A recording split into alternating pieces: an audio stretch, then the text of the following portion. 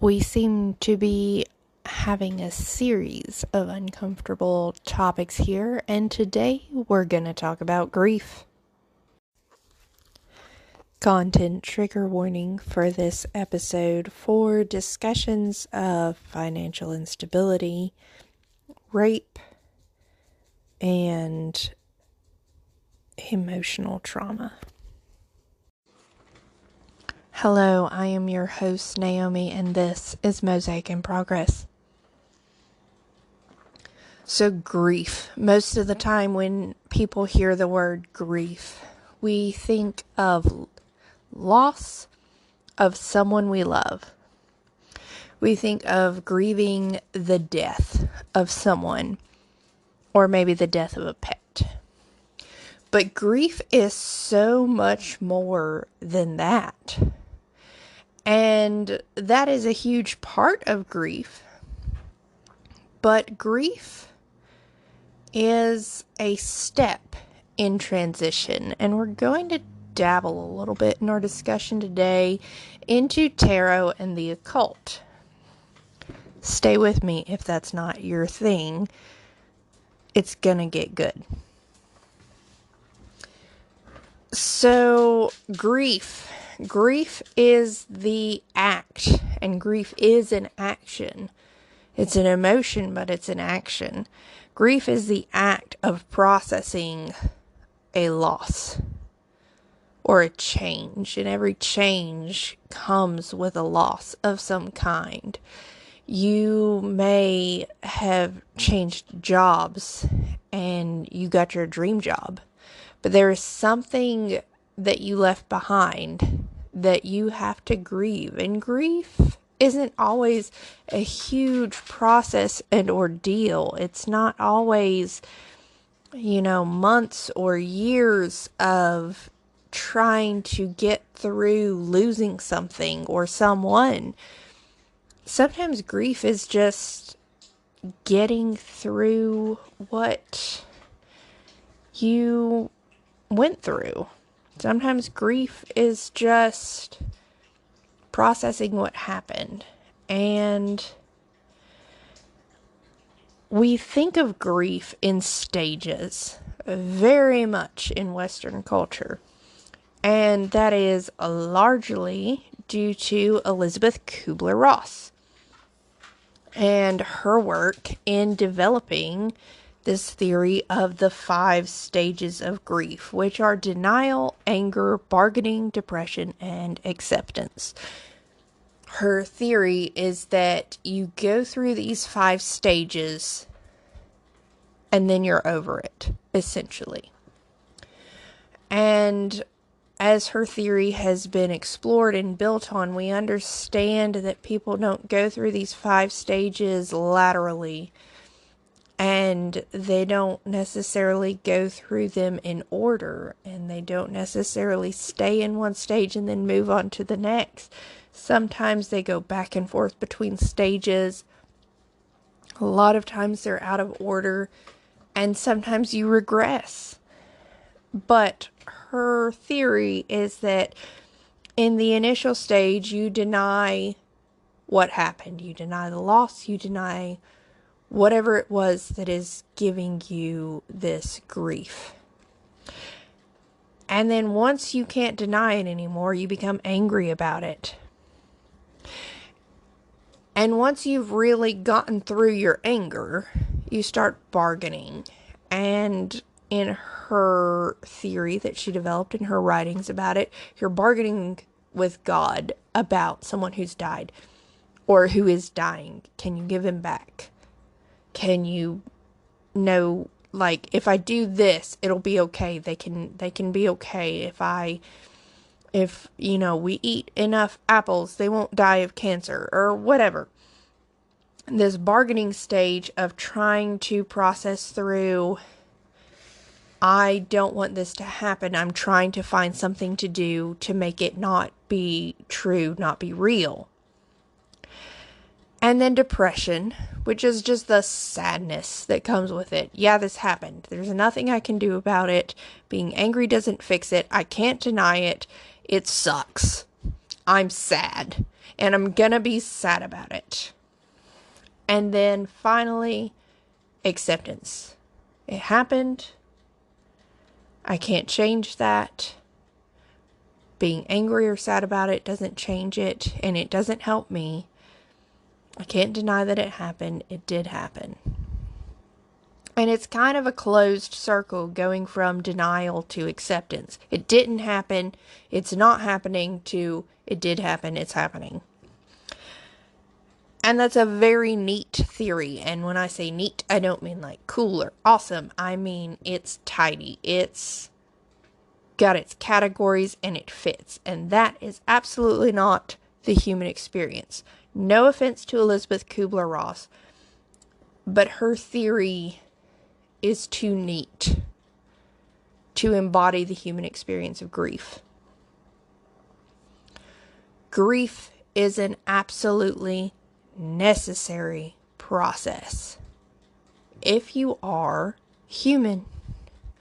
Whether it is the loss of a loved one, the loss of a relationship, the loss of stuff.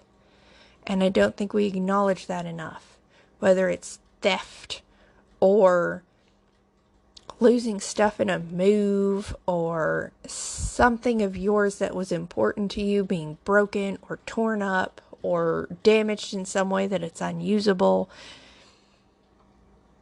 or the loss of a job, whether it's firing or choosing to make a move, or the loss of a friendship, or the loss of a connection. You know, a lot of times when we change jobs, we lose the connection we had with our coworkers.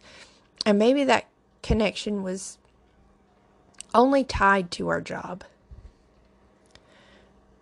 But that loss of it becomes something that we have to grieve sometimes.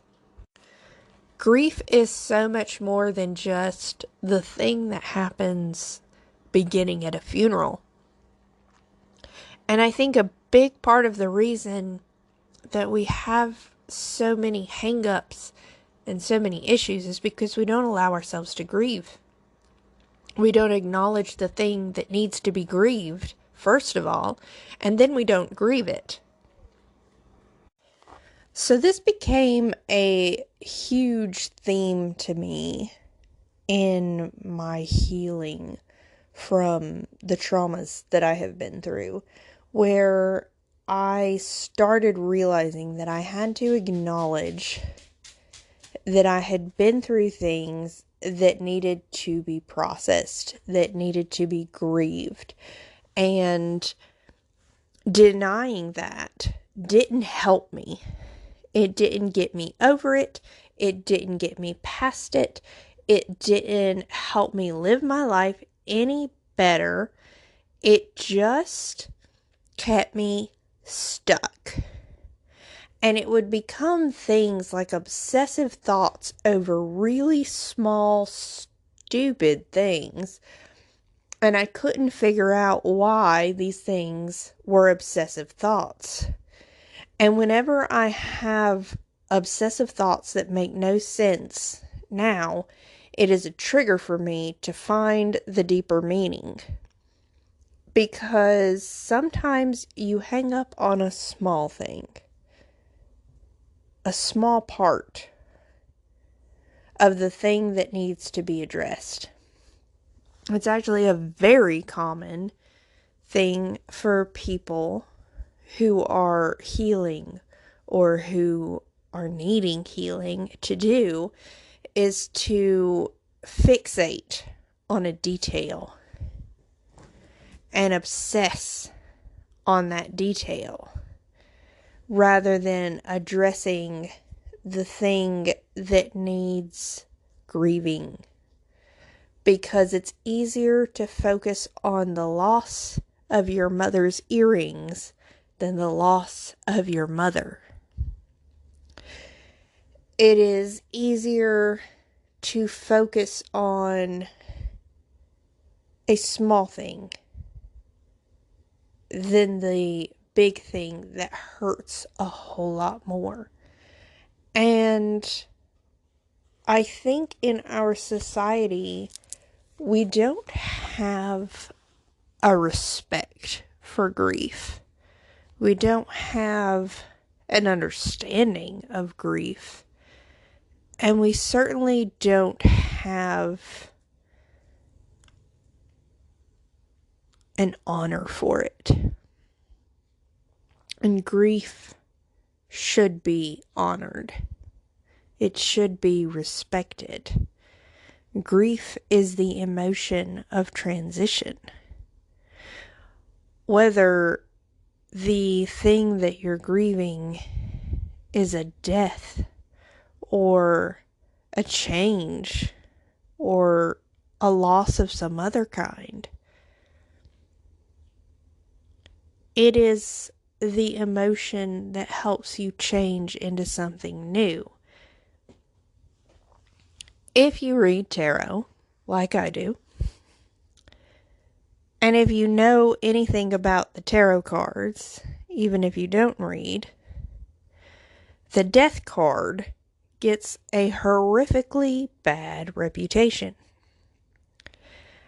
The death card, however, represents transition. It is the ending of one thing that leads to the beginning of something new. And it doesn't really matter what your beliefs are, unless you believe that everything ends with this life, this physical life. Most religions and spiritualities have a belief that there is something beyond, whether it's some form of heaven and a reward for what you've done or a punishment for what you've done, depending on how you lived your life, or a change into a different life or a different way of being. Most religions and spiritualities believe that we don't end. And whatever you think or believe about that, that's the fact of the matter. Whether you believe it or not, the majority of belief systems do. And I find it to be a useful belief. And you may not, and that's fine. Because what you believe needs to fit your life, and your life needs to fit your beliefs. And it is useful for me to believe that there is something after this. And so I do. If you don't, and it's useful to you, then that's okay. But it is a universal, mostly universal,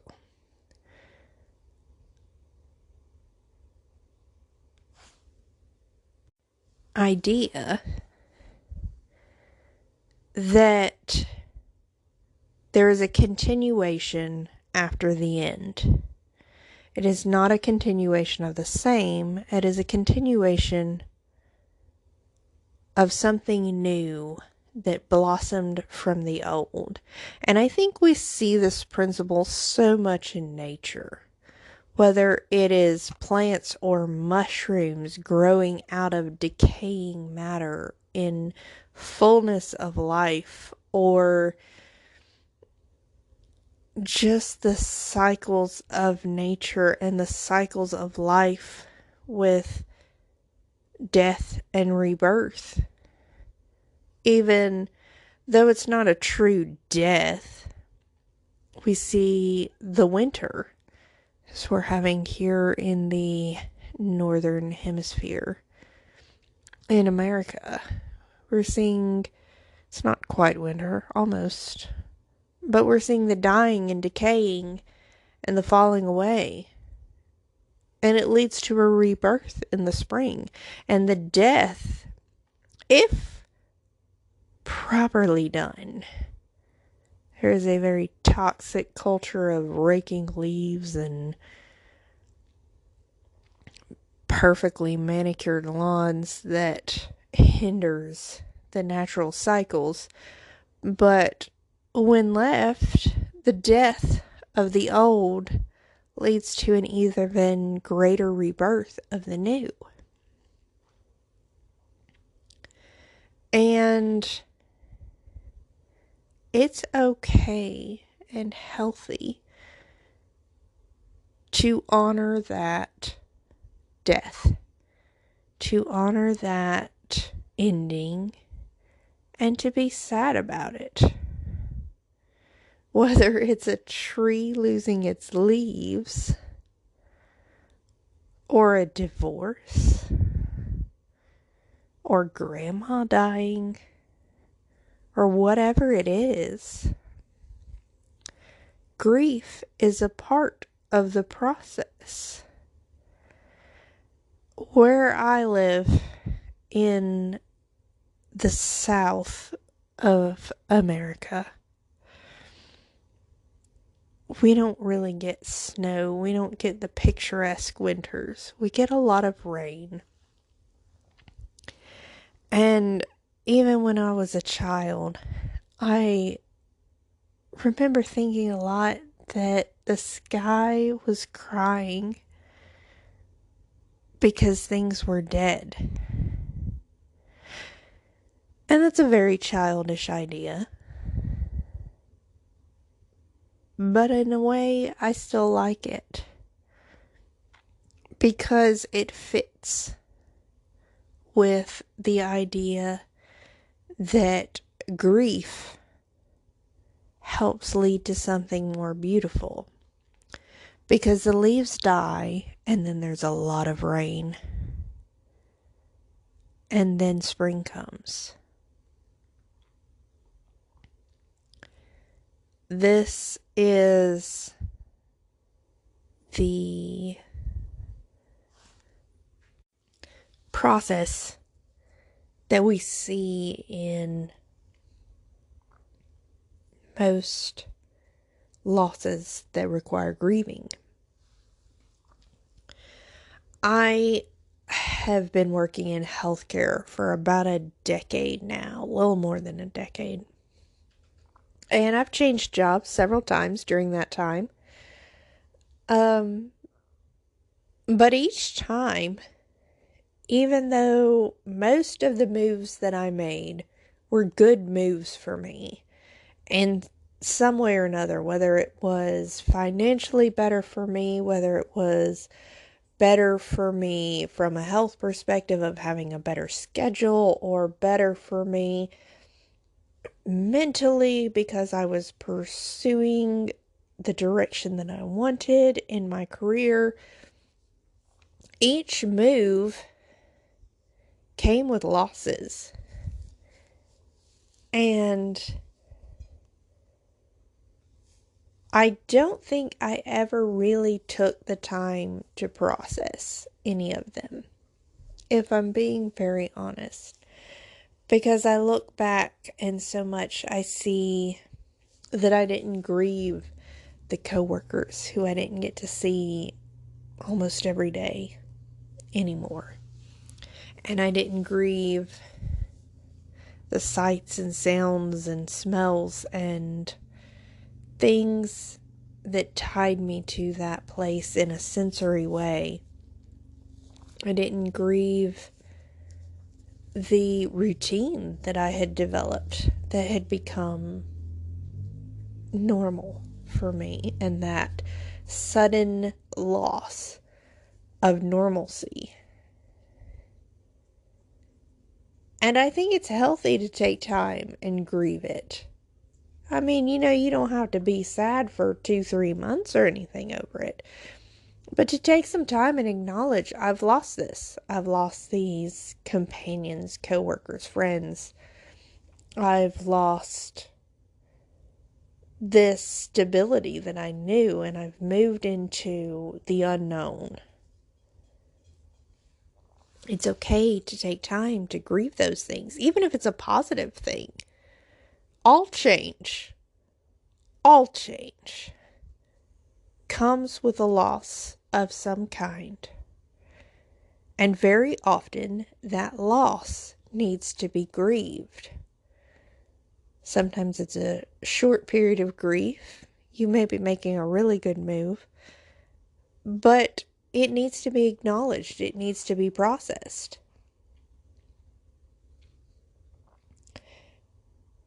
Even when I got my dream job, I remember feeling really sad at leaving the coworkers and the environment and the people and the place that I had come to know and love and had helped me grow into a nurse who could get the job that I got, my dream job. I still miss those people. It's one of the best places that I worked. And it's important to take time to acknowledge grief. It's important to take time to acknowledge loss. It's important to take time to acknowledge change and what it does to your sensory system, to your physical body, to your emotional self, and to your mental self. Because big changes, in a way, are a trauma. And it's not necessarily always bad, but think of it like being jolted. Whether you're jolted awake, or had to slam on your brakes, or got jerked into a different room, it's an abrupt change. And I don't think we talk enough about the emotional toll that takes when not acknowledged. And it's not to say that every change or transition or even loss is traumatic in a bad way. Sometimes they make your life so much better. But you still have to process through it. I have lost many an ex to cheating or leaving or me needing to leave because of their toxicity or abuse. And them being out of my life was absolutely a good thing. But it's still a thing that needs to be grieved and processed. And I think we think of grief as just being sad over something. Grief is processing emotions over a big change or a big loss. And I think we don't acknowledge enough what losses are. You know, we tend to think of loss just in terms of death of someone. But there's a lot of things that can be lost. The loss of opportunity. You know, you think about someone who finds out that they are infertile and they wanted kids. That's a loss. And it needs to be grieved. Someone who might be in a healthy relationship and they found that relationship later in life or later in their partner's life or later in both their lives, and they've missed the opportunities to have certain experiences with their partner, like growing a family or building a family or certain things that just can't be replicated sometimes, can't be redone. That's a loss. And I think we don't acknowledge it enough. in our society that there are things that hurt and need to be processed. And it's okay for them to hurt, and it's okay to process them. That doesn't mean that you're a bad person. That doesn't mean you hate your new job that you worked so hard to get, or it doesn't mean that you don't like your partner or you wish you had another partner because you didn't get to build a family with them. It means that there's something you missed out on or something that you gave up. And that produces some amount of pain that needs to be acknowledged and needs to be processed, and that is grieving.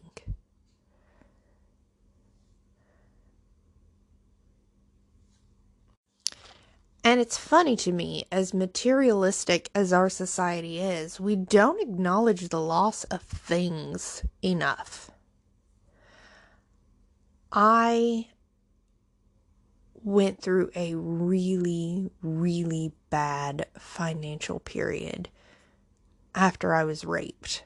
A big part of it was because I was so dissociated from reality. I wasn't managing my money well at all. It was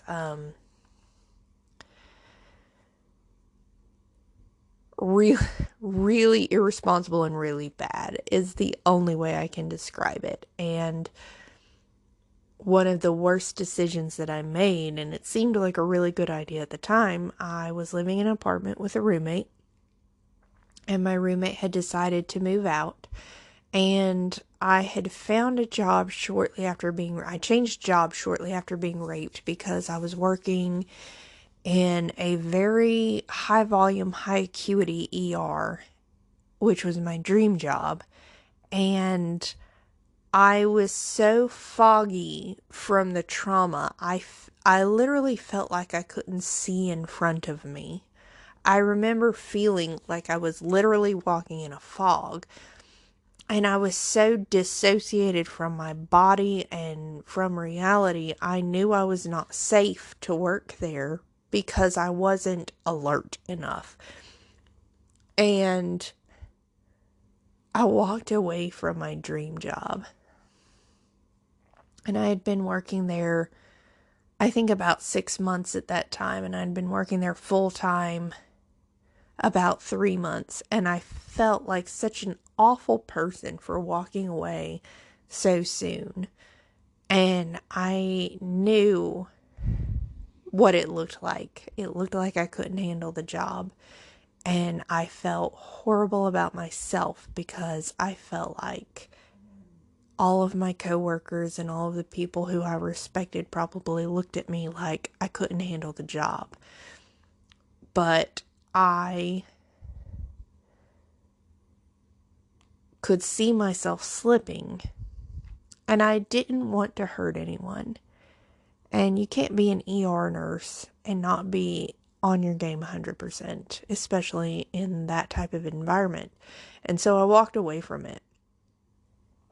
And the good thing about me walking away from it was that I got a job that paid a whole lot more. And a lot of people thought I left for the money. And that kind of hurt me because I was so committed to that job and invested in it. And I had worked 5 years to get that job. It was all I wanted to do, and walking away from it was one of the hardest things that I had ever done. And I didn't grieve that. I remember acknowledging how hard it was and hating having to walk away, but I didn't grieve it in the way that I needed to. And the good thing about the job, though, was that I was able to afford the apartment that I was sharing with a roommate without a roommate, because having been raped recently and then changing jobs because I couldn't do the one that I was currently working at safely. I couldn't take another change at that time. And I said, if I try to move right now, it will kill me. And so I didn't. I stayed there paying about between a third and a half of my income on rent. And because my income was high enough, I could afford it.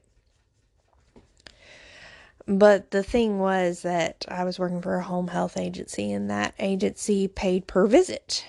And suddenly our census dropped, and we didn't have as many patients. And because we didn't have as many patients, I didn't get as many visits. And because I didn't get as many visits, my income dropped about $800 to $1,000 a month from what I had been getting, which was almost the amount of my rent.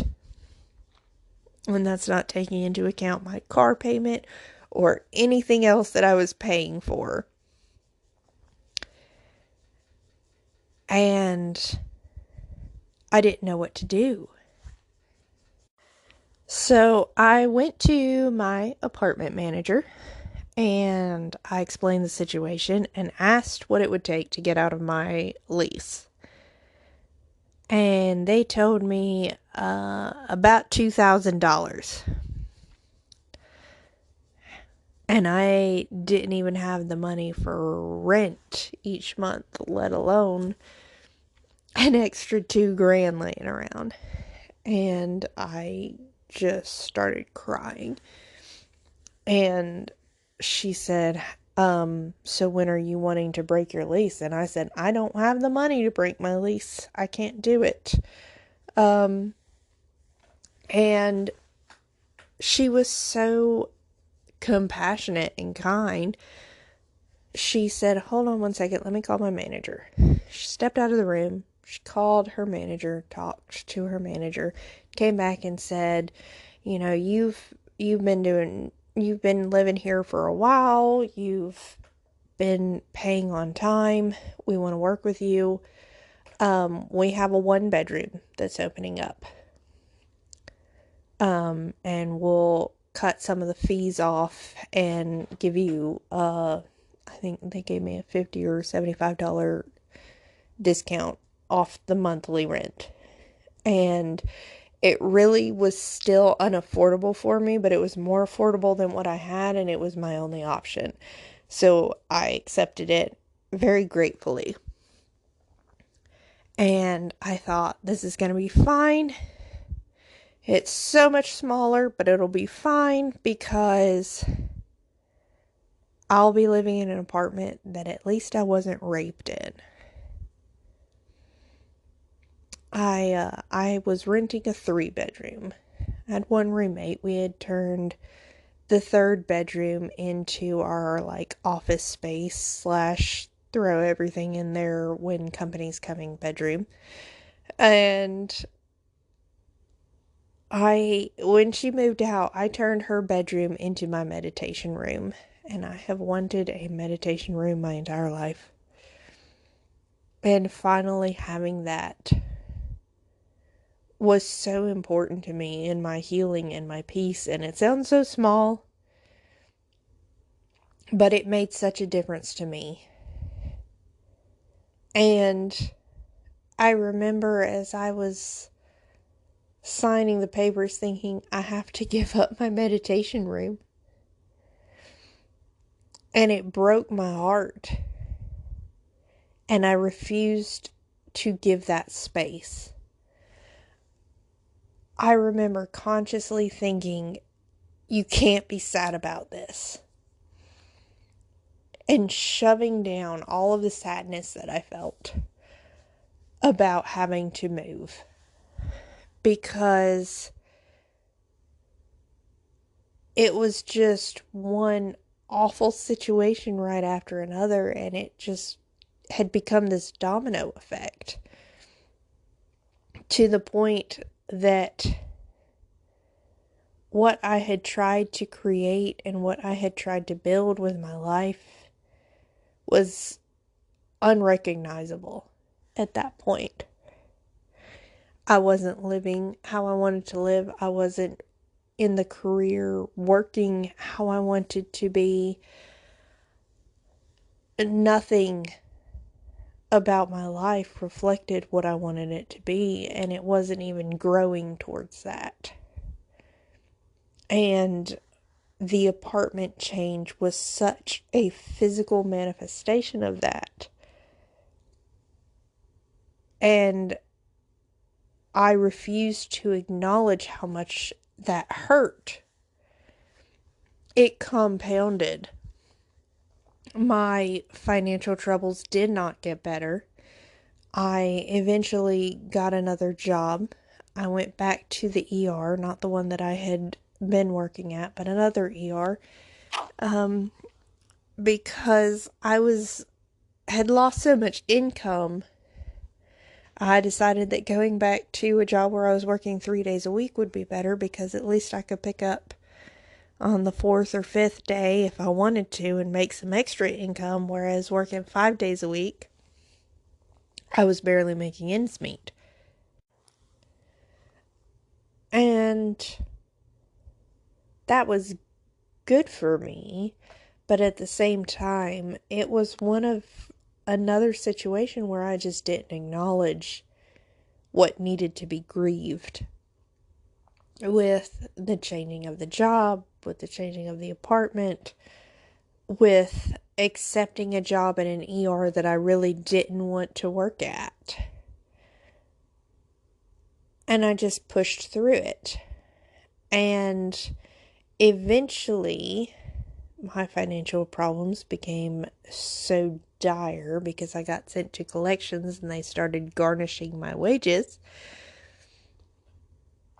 I had to move in with the girl I was best friends with at the time. And when I did that, I had so many people tell me they were going to come help me clean up my apartment and pack. And absolutely zero of them did. Zero. And if you knew me at this time and you promised me that and you're listening to me, you owe me an apology. And I normally wouldn't say that, but honestly, people really let me down. I was let down so much at that point in my life. And it was another thing that I didn't acknowledge and grieve, is I had so many promises of, I'm going to come help you clean and I'm going to come help you pack. My sisters promised it to me. I had so many friends who promised it to me.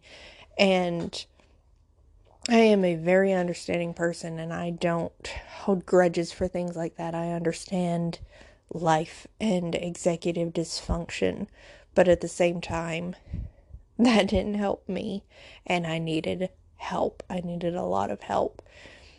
And it got to the point that I was floundering, and my brother-in-law finally came to help me pack on the day that I had to be out. He came to help me move and finish packing, and I had almost nothing packed. And I was having a nervous breakdown because I had about 12 people who had promised to come help me finish packing up and moving that day. And by finish, I mean start. And none of them showed up. Well, one of them showed up, and she said she had to go, and she gave me about a 30-second pep talk and left. And everyone else had excuses, and I very much understand executive dysfunction and life and chronic pain and whatever else. But I hope if you're listening to this and you're a person who struggles with following through on plans and you have committed to help someone, you'll push through a little harder. Because I didn't ask for help again for a long time after that because everyone let me down. And I didn't grieve it. I just stonewalled myself. Because my brother-in-law and I stayed awake for about 40 hours packing and going back and forth, moving. And I was on a third floor apartment going up that didn't have elevators, going up and down stairs, moving boxes and furniture and things. And I had to leave behind my leather couch and my love seat. And they were both secondhand, but I had selected them because they were exactly what I had always wanted. And my makeup vanity that I received as a Christmas present from my parents when I was 18. I had always wanted one. And a bookshelf. And there were some earrings that were missing that I couldn't find that I was pretty sure were somewhere in the couch, but I couldn't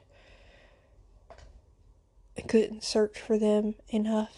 And I had bought a storage unit and it said that it would fit a 1-bedroom apartment, but it didn't fit my apartment, I guess because I had too much stuff. And so I had to leave behind the things that were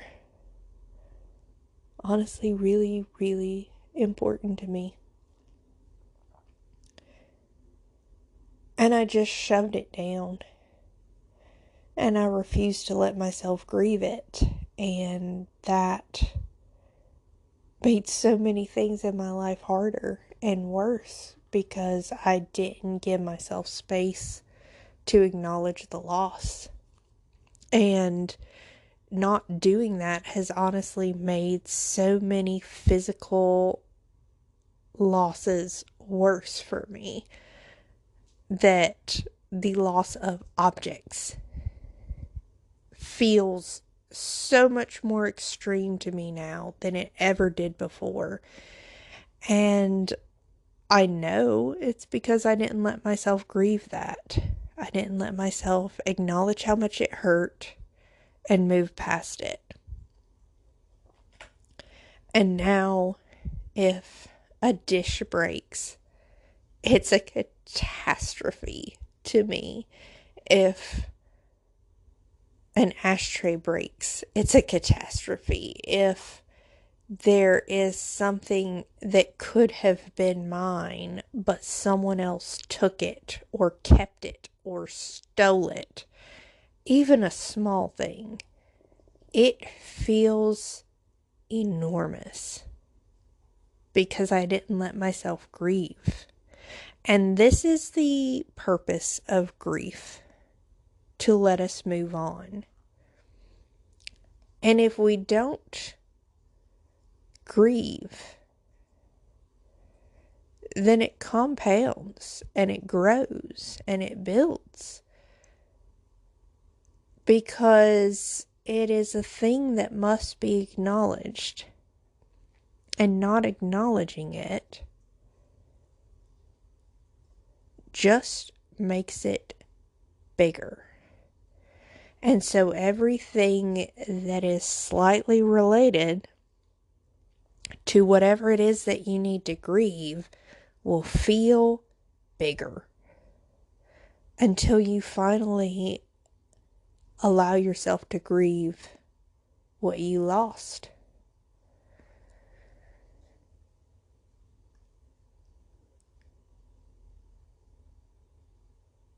Grief is not a bad thing. It gets a really bad reputation But it's a good thing. It's a healthy thing. It is the process of dealing with what is passing or has passed.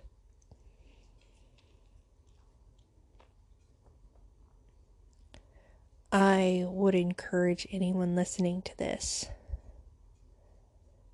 to acknowledge what needs to be felt, what needs to be processed, what needs to be grieved. I know for myself, there is a lot of things that I haven't grieved, which was the inspiration for this podcast. I have lost so much. I lost my family and they're still alive. I lost my stuff with my apartment. I lost my dream job. More than once. Due to mental health issues and physical health issues. And I lost opportunities. I lost my fertility. I lost my dream life. And it's okay for dreams to change. But that processing needs to happen in order for the new to be reborn. And one thing that I have very recently realized is that if you are in an intimate relationship of any kind and your partner has things that need to be grieved that they didn't grieve, especially if you're an empath like me, you have to grieve those things too. And I didn't realize that until very recently. My wonderful husband has shared so many things that he has lost, whether it was items or opportunities or just experiences. And I can feel the weight of the loss. And it affects me too. And so that is a thing to consider for those who are in relationships or who aren't now but want to be. If you don't grieve your losses, your partner will have to grieve them for you. And maybe you still will have to keep grieving them, but process your grief so that you can build new.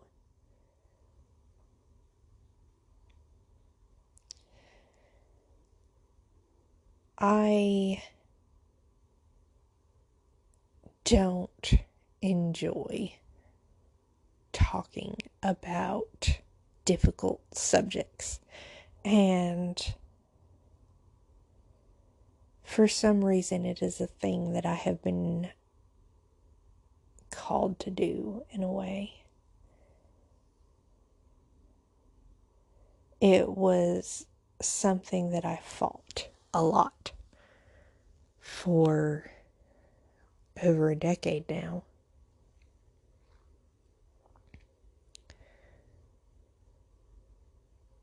But for some reason,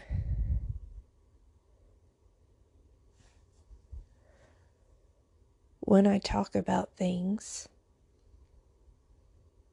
I heal. And other people seem to as well. I say this to reiterate what I said early on in the podcast. I do not consider myself an expert in any subject matter that I speak on. I'm just a woman who is still very much a traumatized little girl, processing through my trauma and sharing that with you in the hopes that it will help you heal too. I hope that this episode was helpful for you in some way, and that you will join me again for the next one as we continue to work together on our mosaic in progress.